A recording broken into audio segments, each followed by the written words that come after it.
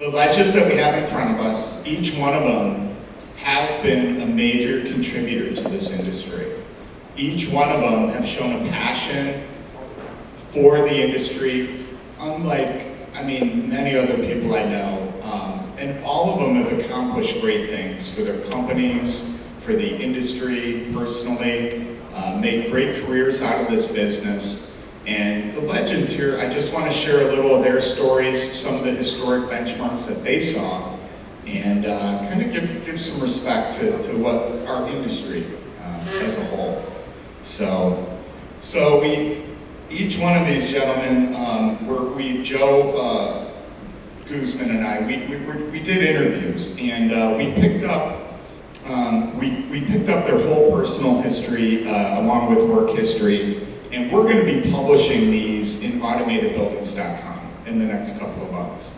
And so their whole story will be available there for you and everybody else to read. So today we're just going to kind of hit on some of the highlights of these interviews and have some fun.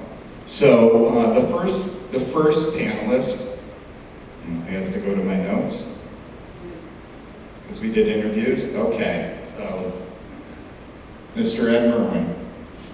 Ed Merwin has been my Tritium sales guy for 20 years? 20 years. But that's kind of like a short time in Ed's career, because Ed started at Honeywell in 1975. And believe it or not, Ed came in selling BAS. He's selling pneumatics and selling DDC systems early on in his career. And Ed, for those of you who have had the pleasure of working with him in this industry, is a gentleman amongst us. He has always showed class, respect. He's always done a great job of allowing people to succeed around him, and he's one of the best supporters we've had for many years. And while he oftentimes dubs me as the best Tritium sales guy, we all know who the best Tritium sales guy is, Ed. So Ed, could you tell the audience a little bit about yourself and some of the industry history that you've had? Yeah, like I said, starting in 75 as a technician, and realized the real fun was in sales. So I went back and finished my engineering degree and got into construction sales for more than 20 years. And then this unique opportunity came up where Honeywell was going to go to direct contractors. Is that correct? Me and Mike worked a new initiative there for a couple of years and started up 100 new direct contractors that folded into distribution eventually. And then I had this great opportunity to go with this company, Tritium, who we'd introduced their product to our channel, and been doing that for 23 years. So that's been, we went from startup to not quite a startup to being acquired by Honeywell, and frankly being pretty successful at what we do. And so that's just been a fun journey, and kind of keeps me energized. So. And Ed, in terms of Tritium, in your career, what did Tritium do for you in terms of your career? Because you changed, you're not like a regular old Honeywell guy. So could you speak to how Tritium and you have, tried to... What was unique about Tritium and fun is all the renegades, all the people who ticked off their old corporate entities, whether it was Honeywell or Robert Shaw or whatever, we kind of ended up at Tritium. So we were kind of the bad folks that started up stuff. So it was intriguing, it was exciting, it was just unique in the industry, and we had the opportunity to introduce it when I was working at Honeywell. We were an OEM and we introduced it, and the excitement was just palpable. So many of the people that are here today, and I was able to work with early on, and this new thing called the internet and something called a browser just changed our industry, right? So so we had these really cool milestones. It was very tough at the beginning, but when we had our first Niagara Summit in 2004, that's when I absolutely knew that this was going to stay. And it was all about the community.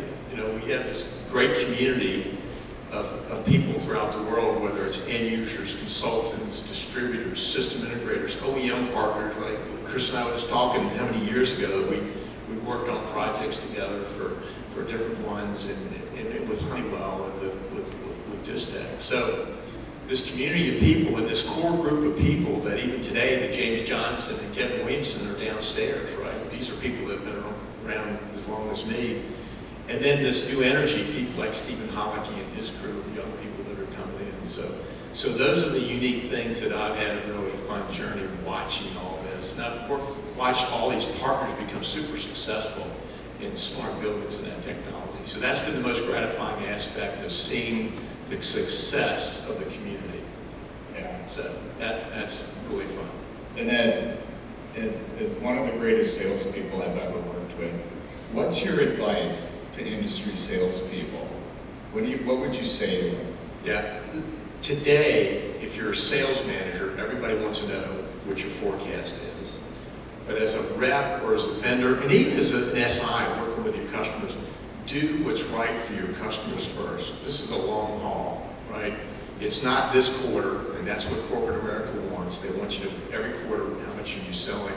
But if you're calling on a customer, do what's right for the customer, and it will come back to the company. And I think that's one of the successes that Tritium had, and everybody here will tell you, is they've gone down this longer journey with their customers and do what's right. That's going to be what's right for the company, and then you will be personally successful once that happens. And you'll have a heck of a lot of fun having relationships with customers for many, many, many years, and it'll keep your career exciting. That's great advice, Ed. Great advice. Thank you, Ed. All right, let's move it over to Mr. Eric Stromquist. So Eric and I both grew up in the industry together, similar situations. But Eric, I felt like from the first moment I met him at an industry event, I'm like, this guy's got a bigger purpose in this industry. He is way too dynamic to just be a temperature control sales guy. And my hunch was right. He started the largest social media site for our industry called Control Trends. And for those of you who've never been to Eric's site, it's fantastic. He's got endless videos and podcasts about everything in the industry.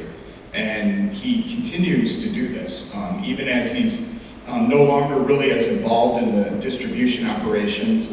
He's continued with his industry passion, and it's just been fantastic to be with him all these years. And Eric, could you tell us a little bit about yourself and your journey? Well, first of all, thanks, Scott, a lot. Scott and I have the distinction, we're both SOBs, sons of bosses, right? So, and that's kind of a mixed blessing, right? Because, one of the things I admire about Scott is, I think like me, he felt like he had to forge his own way and prove his worth. So, I started in 1979.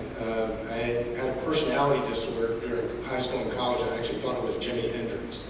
So I was convinced I was going to be a musician. That was my whole thing in life. I graduated from college. I actually got married to my college sweetheart. And I realized that the music was not going to pay the bills. So I went to my dad and I said, look, I need to become a citizen. I'd like to come to work for you. And I'd work for him during the summers in the warehouse. And he said, sure, come on in, we'll get you something. No, I got to do something different first. So he arranged for me. I worked as a boiler controls guy, the biggest boiler contractor. I worked as his helper for a year, and I actually worked for Honeywell Service for a year. So I sort of got a background in the technical that really allowed me to appreciate that the technicians make the world go round, right? And if you don't understand what they're going through, especially in the parts business, you're not going to be able to really speak their language. And sort of as I evolved, I started in inside sales. I wanted to be in outside sales. I knew that's where I was going to be. So I took every course I could on communication and sales and marketing. I studied with the biggest hucksters in the world, from hypnotists to you name them. If they had something to say, I studied because I knew that ultimately what my purpose was going to be was be able to communicate the messages, right? To understand what people wanted and able to frame that up and communicate it. So I eventually worked my way into outside sales, and I did that for a little over 18 years. And my routine was I'd leave Monday morning and come back Friday night. And I loved it. I didn't know any strangers. You could drop me in any town in the United States. Within 15 minutes, I knew where the hospital was, the local school board, the manufacturing plants, and I knew how to get in them. I would be shocked today if I was in outside sales, because you can no longer go in the back door at a hospital. And I would walk in and they would say, well, what are you doing? I'd see the thermostat on the wall, and it was a Johnson thermostat. I go, I'm here to talk about the Johnson thermostat. They'd take me into the maintenance guy, and that's how that went. So from there, I began to expand it with control trends, as Scott so graciously talked about. And it's really about having the knowledge, but being able to share the knowledge. So Control Trends has been a gas, and all of you people that have come on the show or supported it, thank you for that. We've loved that. So that's kind of in a nutshell. It's awesome. So, Eric, what's your favorite part about the industry? It's got to be the people. I knew you'd say that. Well, I mean, you come to a meeting like this and it just sort of gets reinforced, right? I mean, how many people was COVID like the hardest time? And it was primarily the hardest time because we didn't get to come to things like ControlCon, right? And see each other. And I love this industry because you can compete with people, you can be fierce competitors, but you can have a beer with them and we're relatable, right? I mean, how many people really know what we do? I still tell my kids when they want me to go to school and talk about what Daddy does, I'm a guitarist. I used to be famous. They're young enough where they believe it. You can still play. Not really. You can still play. Eric, we want Control Trend Awards back. Just saying, right? Anybody remember that? Control Trend Awards? So, see? Everybody will be there. Well, maybe we need to do it in conjunction with ControlCon. Ooh, I like that idea. ControlCon's Control Trends Awards. Whoa, that'd be a lot of fun. Everybody's not the same crowd, so maybe we'll do that. Well, the last thing I want to say about this guy right here, I dubbed Ed early on the great communicator. They used to talk about Ronald Reagan being the great communicator. This is the great communicator, right? I mean, I think if it wasn't for Ed, none of us would be doing this. So I want to hats off to you, buddy. Great. Thank you, Eric. Mr. Keller, Mike Keller. If that's a great communicator, Mike Keller's the great competitor. So, Mike Keller has been with Honeywell for... I started in 1983. 1983. So you can do the math. It's easier now. Yeah, no, that'll work. 23. That'll work. And Mike and I first crossed paths, I think about 25 years ago when I first started in the industry. And when I first started, I was in charge of the company at a very young age, in my 20s. And as Mike will tell you, I have always been a technology snob, which means that I'm never happy with the technology that the manufacturers put in the products. I'm always asking for more. And so I would go to these meetings and be a brat and complain to Mike about his software. And then one day he pulls me aside and he looks at me and he goes, "Hey dude, we just bought Tritium." He was blown away. What? Because I went from the snot that was bragging about it to like, oh my God, they own it. What? But at that moment, yes, but at that moment, I told Mike, I was very stern with him. And I looked at him and the other gentlemen that were a part of that, and I said, "You better not F it up. I'll friggin' kick your..." Again, 20-nothing-year-old. And Mike looked right at me, very sincerely, and he said, I won't. And Mike, I gotta say, you've done you guys at Honeywell, I feel like you've done a good job of what you said you'd do, which is to let Tritium continue to innovate and develop software. Because we all know the corporate blanket can be a little bit overbearing at times, but a man of his word, somebody whom I've always had fun competing with, and Mike, could you tell the crowd a little bit more about yourself? Sure, thank you, Scott. And it really is a pleasure with this esteemed group up here to be able to represent myself and the brand I have. So, I started in '83, and so I spent probably the first 15 years on the direct side of the business, which really helped me, and that's the building solution side. I think it really helped me understand the contracting community and what they go through on a daily basis. Eric referred to that, walking in their shoes. So as Ed mentioned, we started to go a different direction to really get more of our products out there, and that was the going direct to the contractor model.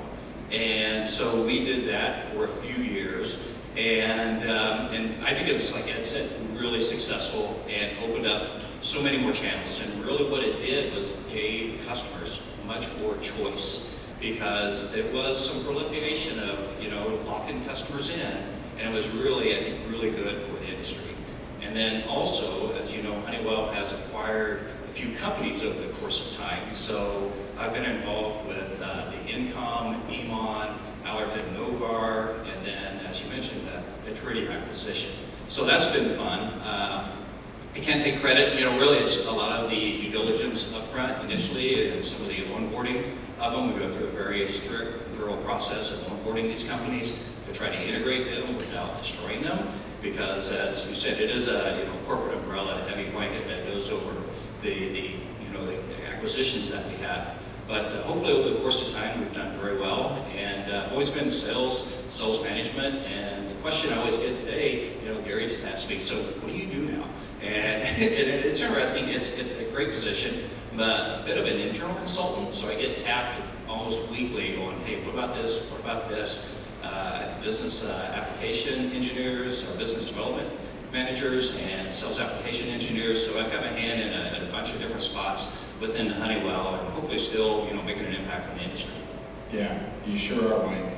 So Mike, you left us for a little while. You went to the little buildings world, right? When Honeywell split up, Residio and things like that. So why'd you come back to the big buildings, Mike?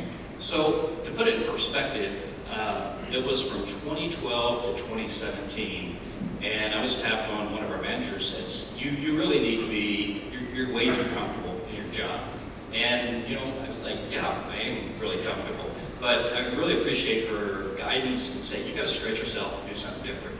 And this is the time, if you think about it, 2012, it's when Nest had entered into the space. And you talk about a disruptor into that space. And it was really fun going at and competing with them. 5 years later, they got bought by Google for $3.2 billion. So major investment.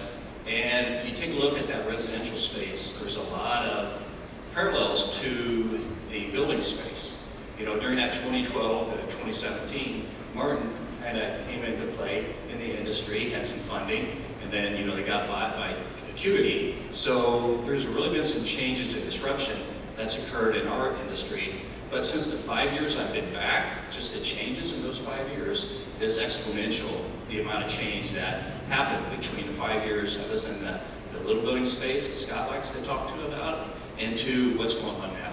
And what's really cool is just with the cloud, advent of the cloud, and that started in the Resi space. But to get to the core question of why you came back, this is a much more inclusive community, and I think the collaboration amongst the vendors is not nearly as fragmented, and I think we get a lot more done. It takes a while, but I think we get a lot more done for our end user customers in this space, the little space. Yeah, thanks, Mike. Awesome. All right, let's move it over to Gary, Mr. Gary Weber with Belimo. So Gary, again, probably met him 25 years ago, maybe? I had hair. Gary was at Siemens before Siemens was Siemens. Anybody get that one? So Gary has been with many of our large manufacturers, and Gary has always been a champion to the independents. He's always had a curiosity for the industry that he asks the best questions, and then he's great at sharing his thoughts, but more importantly, how we can be successful with the information he gets. And it's been, now Gary's in a really neat role at Belimo, and he's the director of all the distribution there, somewhat. And as an independent, we continue. I've been called other names. Yeah, we continue to lean on Gary for guidance and how to help us grow our businesses. So Gary, could you tell the audience a little bit more about yourself? Sure. Thank you, Scott. I've been in the industry for 45 years. What they call an OF, an old fart. So I've been around for a while. Started with a company called Penbasso, which was a division of Johnson at the time. We were down in Illinois. They closed those operations, moved up to Johnson Corporate. So the culture shift was dramatic, but we navigated through. One of the nice things and one of the highlights I had then was I was part of a team that Johnson looked at the independent channels and said, Metasys might be an opportunity. As you can see, you can probably see that the branch didn't necessarily like it, but we went forward with it. And I led the rollout team in the Midwest. And it was successful. There were some challenges there. Then I went to a little company called Landis+Gyr Powers. They were a branch operation. They did a study and said, independent channels looks like that's something we want to do. So they hired me, gave me a desk and said, figure it out. So hired salespeople, policies, pricing, all that stuff. It was fun. Then a company called Siemens bought them. And the speed of operation kind of slowed down a little bit, which wasn't the same speed as the independent channels. But anyway, I was director of the components group, which was everything other than the factory branch. And that was great because I got exposure worldwide. I worked with my counterparts in Asia and Europe on the independent channels. They didn't have branches, so I learned a lot, gained a lot of exposure, took a lot of ideas back, and moved them. But the slowness of the business wasn't a fit for me.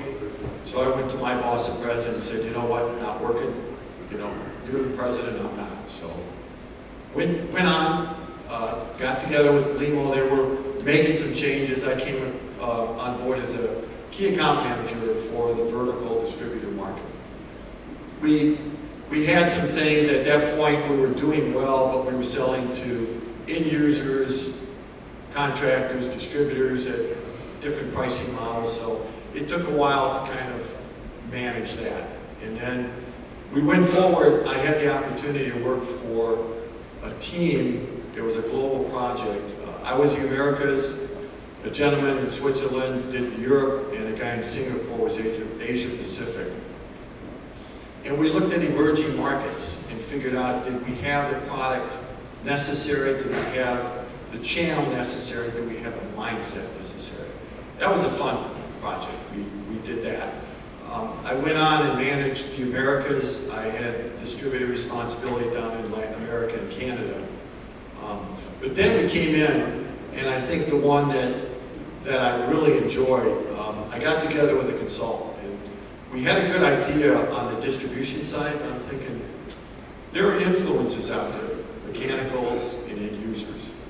We hear from our salespeople, we hear from distributors, but are we really hearing unfiltered information? So work with a consultant. We interviewed over 300 mechanicals, 18 cities, and we went in on the premise that we're not here about product. We want to learn more about your business, what your decisions are, what you see in the market, what your model is. The better we understand that, the better we can help you grow that business. So we hired some additional business development managers, and that's where we are today. It's been fun, it's been different, it's been exciting, but as you can notice in my career, it's been a startup operation. In 45 years, I've had 32 bosses. I counted one night. I think we were drinking, but I counted one night. I feel like you landed at home in Belimo, though, Gary. I mean, could you speak to the growth of the independent channel under your leadership there? Yeah, again, in all of these companies, there's a lot of expertise on product and application. I'm not going to profess I'm good at that. In fact, you may not want me selling.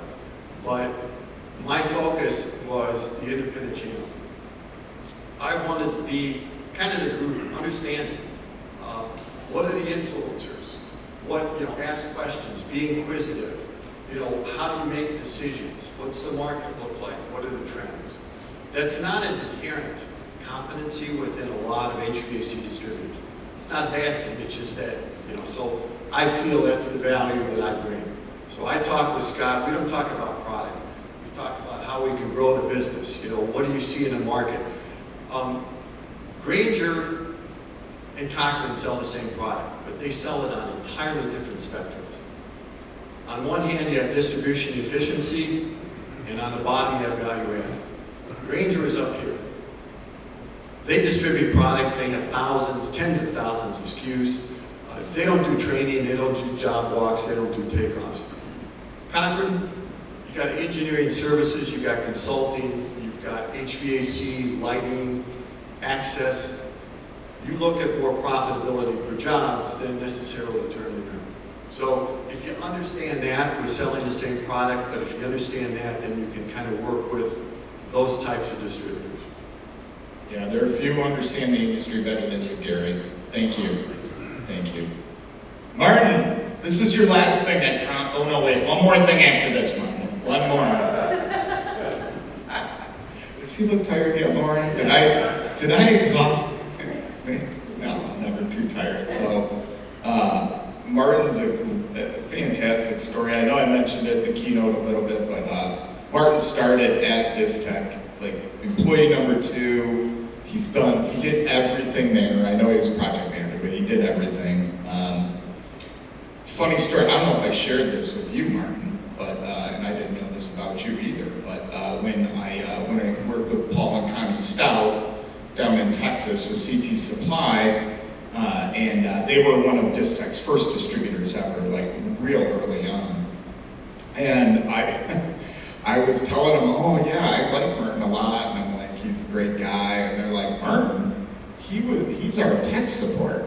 I'm like, what? He's like, no, Martin's the guy who trained us originally. I'm like, what? So he was even a trainer. So Martin has a lifetime in this industry at Distech, and it's so cool that Distech has chosen him to lead the company now, because he brings with it a wealth of experience, not just Canada, US, he ran Europe for a while, and as we all see Distech's uber success these days, I give a lot of credit to Martin and the wise decisions he makes in this. So Martin, give us a little more glimpse into yourself. Thank you, Scott. Thank you, Scott. And right about the training thing, yeah, I did train Connie and Paul in Texas 22 years ago. I remember because my wife was pregnant at the moment, and now Corrine, my daughter, is 22 years old. So I have the moment. And I was talking with Bill Schwabel from Johnson yesterday that I trained all the Johnson crew in 2003 because Johnson had chosen the Distech lawn controls product line in 2003, and I was the one who went there at the Johnson headquarters to train all of them, and it was I was flattered. We were flattered at Distech at the time to be able to train the Johnson that is the big brand on the market. So just a little bit about me. I started after mechanical engineering, HVAC mechanical engineering in an SI. I was one of 500 employees. It was a big SI in Quebec at the time. I don't know if anyone knows Regular Bar. So I was an employee there, and then Etienne, the owner of Distech, was trying to convince me to move to Distech. It was a small 20 employees SI, and the characteristic of Distech is that they were designing their own product on lawnmowers. I said, oh, interesting. So after a year of discussion, I finally moved, and I regretted my move for about another year.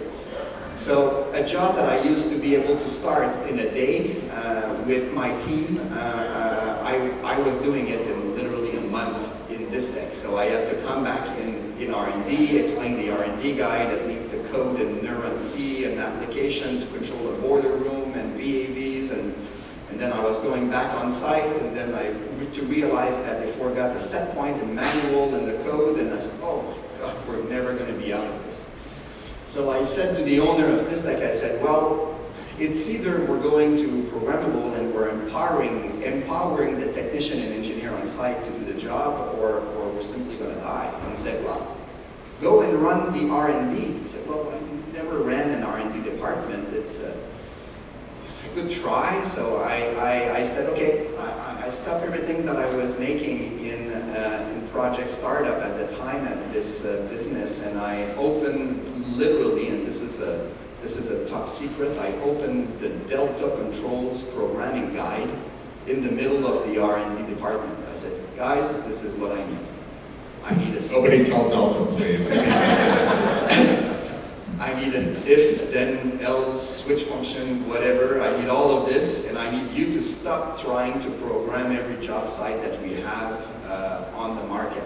And so we did, but it was really limited. It was really poor. And the owner of the company asked me at the time, hey, can you go outside and sell it? I said, no, because I'm not really proud of it. You know, it's doing half of the function other products are doing. Probably half was generous, probably 10%. But the system was so simple that it got traction in a lot of contractors in all of the United States. The one that were not necessarily able to take advantage of all the multitude of functionality of a BMS system. And imagine that. You were doing a multiplication in the code, and you needed to figure out before if the calculation would bust the 32,768, because then the calculation would go reversed in the negative. So this was, you know, so we developed the product, and we wanted to go, fast forward, we wanted to go international. We said, hey, we're never going to win with a line-by-line programming. We switched to graphical programming, and then we started to invest and got a product that is good. And then after that, I was confident enough into the product that I switched into a little bit of a sales mode. This is when I proposed an acquisition in Europe in 2010, and funny story about that as well.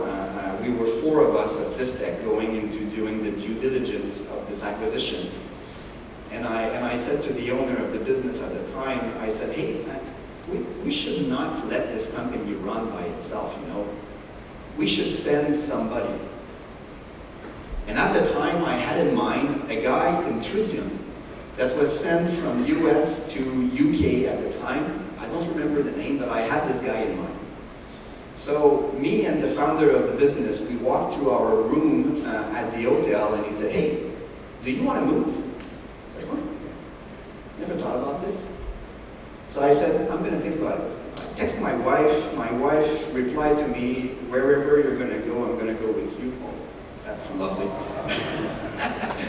So the next morning at the breakfast, we announced to the 2 other guys of Distech that Martin is going to move to France with his 3 kids and the dog in the container. And the 2 other guys of Distech were, what had happened during the night? So sure we did. 6 months after, I was living in France and kicking up the tire for Distech in Europe. So, and the rest is history. We were sold to Acuity Brands in 2015. I became president, and now we have still a lot of fun. And just by the way, since the time we were sold to Acuity in 2016, we close to quadrupled the business. So that's quite an achievement. Congrats. All right, there's some Distech people here. So I should ask them. So how many times does Martin reference something that happened in history when he talks about like what's going to happen in Distech forward? Never? Every day. Every day. I could hear him. I remember when. So, because I grew up that way too, and now, guess who does that all the time? I do that now, like to myself. But awesome story, Martin. It's an honor to have you here. I'm not gonna ask you a question. I've worked you too hard today. I'm just gonna give you a break on this one. So, and we're almost out of time. So let's kick it over to Chris Lane. So, for those of you who have worked with Johnson Controls, there's a culture there. okay? And there's of course, you know, the corporate culture, which, you know, Bill did a great job of sharing, and they're visionary, and they continue to lead the industry in a lot of ways. But there's a subculture to Johnson. Many people don't know. And I think it's like a Milwaukee thing. There's a certain fun to the group there. There's a certain uptick to the people within the organization. And there's an individual that has been there that I feel is part of the core of that culture within. And this gentleman, Chris Lane, we've had the fortune of, I think I met Chris over 20 years ago. And Chris knows me as a technology snob because I was the one that was always flashing all your products in front of Chris, going, Chris, your stuff doesn't do this, it doesn't do that. And Chris would laugh at me and be like, oh, it does, Scott, you just don't know. But no, Chris Lane is the product holder for Metasys, Facility Explorer, all that good stuff now at Johnson. How long have you been at Johnson Controls? 31 years. 31 years. And Chris, could you share with us a little bit about your journey? Sure. So 31 years ago, I joined Johnson Controls in the customer service department. At the time, they were bringing in degreed college engineers. I was an electrical engineer by degree. Bringing them into the customer service department as an attempt to kind of seed their sales professionals. So that's where I started, taking orders, expediting orders, looking at pricing for customers, answering the phone, and then I spent a couple of years in tech support for our gas heating products.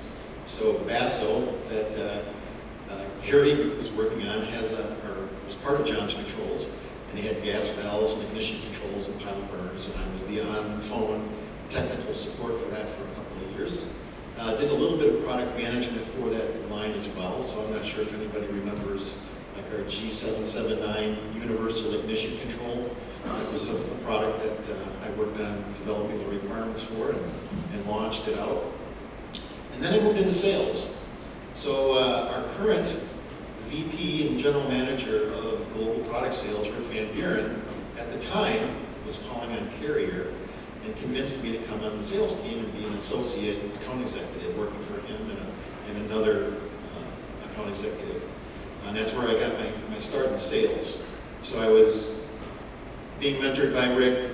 I think I spent maybe 5-6 months directly reporting to Rick, and then they gave me my own territory, which kind of aligned with my technical support background.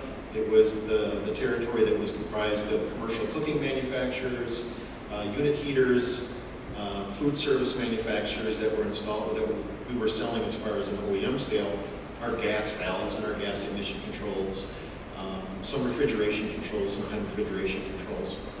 And I was somewhat successful at that. And then growing in my sales career, I had the opportunity to get handed a couple of larger accounts, one of which was Lennox, selling them primarily actuators and parts for a commercial zoning system, which they called their L-Zone. So I'm not sure if anybody remembers the Lennox L-Zone. It was based on a Johnson Controls product called Companion. And that was like my very first building automation system product that I was ever involved in. I was selling it to Lennox. And I remember it as being a very simple and easy to use system. And I've since that time have come to hear a lot of it from customers who have used it as being like the most easiest and simple building automation system there ever. Bring it back, Chris. Bring it back. I've been trying for 20 years to replicate that thing. I still have the user manual in my office. Whenever I have a new person coming in, like on the engineering team, and they ask, like, what is a building automation system product? I often give them that user manual and say, build me this. This is the thing that everybody wants. I also was calling on a company called McQuay, which is now Daikin. Johnson Controls signed a controls agreement with Daikin, where we were manufacturing controls on their behalf, and we were their OEM supplier of controls for rooftop units and unit ventilators. It was at that time when, to Gary's point, so Gary launched the Metasys building automation system to our independent channel. During the time when I was calling on McQuay, there was a movement within Johnson Controls to create a completely differentiated building automation system solution for the independent channel, so that we would have a multiple product, multiple channel strategy. Metasys going through our direct channel, and whatever we would come up with would go through our independent channel. And my boss at the time challenged me with seeing if I could work with a team of engineers and figure out how we would do that quickly, efficiently, without disrupting, our day jobs, which was still selling. So the product that I was selling to McQuay was called an FX 10, I think it was FX10. It was built in Lamagna, Italy. It was a controller that was programmable, and it was used to control our unit ventilators. And I worked with the engineering team to kind of expand that controller offering, which eventually became our legacy FX field controller. What was missing in part of our portfolio was something that would supervise those devices, a head end, so to speak. And that's when I discovered Tritium. We went out to Tritium, and they demonstrated their new platform called Niagara AX. Gil Rockwell, I remember this distinctly, the demo he gave us. He says, we got something really exciting to show you. We all sat down in the conference room and opened the big screen, and blue screen of death. Blue screen of death. And Gil kept saying, I got a new mouse. I think it must be my mouse. I'm like, sure, Gil, it's your mouse. But I said, well, we come back in a month and you can show us again. So we did that, and we overcame some of those initial hurdles. But one of the features that really excited us about the Niagara AX platform at the time was this concept called an appliance. So we wanted to come up with a way to make Workbench easier to use. Because I will say that when I did eventually get a working copy of Workbench, and I'm a tinkerer, so kind of my own dog food coming from like a tech support role, I like to deal with the tools that I'm going to be product managing or selling or whatever. And I couldn't figure out Workbench. I launched it, and I'm like, what the heck is a station? What's a platform? Things are just... Chris, you should have gone to training. I gave you free training. You never took it, man. I went to Cochrane and talked to the Mitchell brothers, and they were like, easy, we have all this stuff already figured out. I'm like, I can't figure it out. I'm used to Companion, right? So we set off on a journey to create something easier for our independent channel customers, the field people, the technicians, the installers, to quickly get up a running station without a whole lot of effort, using concepts like check the box, addition of station components, automatic graphic creation, and it ultimately led into what we call our FX appliance today. So, and we're still shipping a lot of some of the core code as part of that in our FX product today. So that was kind of the journey that led me into product management, into building automation systems. Now I've got all of the BAS branded portfolios under me, so I have a team of 9 product managers, and as Scott said, Metasys, FX, now EasyIO with the acquisition is now under my portfolio, Verisys, and then some regional other brands as well. So that's kind of my journey. I think my core foundation still goes back to customer service and technical support. I care deeply about our customers, always wanting to do right by them. Partnerships, like I know most people on the panel, we white labeled Distech products last year. Belimo helped us out with some supply chain issues with their actuators. One of the things that I've tried to kind of instill at Johnson Controls when I started getting into building automation is being a little bit more transparent, a little bit more open to partnerships, opening up kind of like the Johnson way of maybe saying, well, there's other ways as well. And let's find out what those ways are, and let's work with those partners, including our distribution partners, whose socks Nice. today. Nice. Where I also learned a lot about building automation from Scott and from Scott's team. So, I mean, he may not know about it, but I didn't really know a lot about building automation until I started, coming to Cochrane Supply events and talking to the Mitchell brothers. You were good at acting like you knew. Yeah, so that's my story. Chris, it's been a pleasure working with you. Unfortunately, guys, I don't have time for questions because we are way over, but thank you so much, Chris. And so I just got to say, I feel fortunate to be able to work in an industry with such great people And all of you have really influenced me. You're my mentor, and I'm going to carry your stories beyond all of you, just so you all know. So I just want to personally thank all of you for being a part of my journey and being here today. And I'd like to thank all of you who made it to the end of this.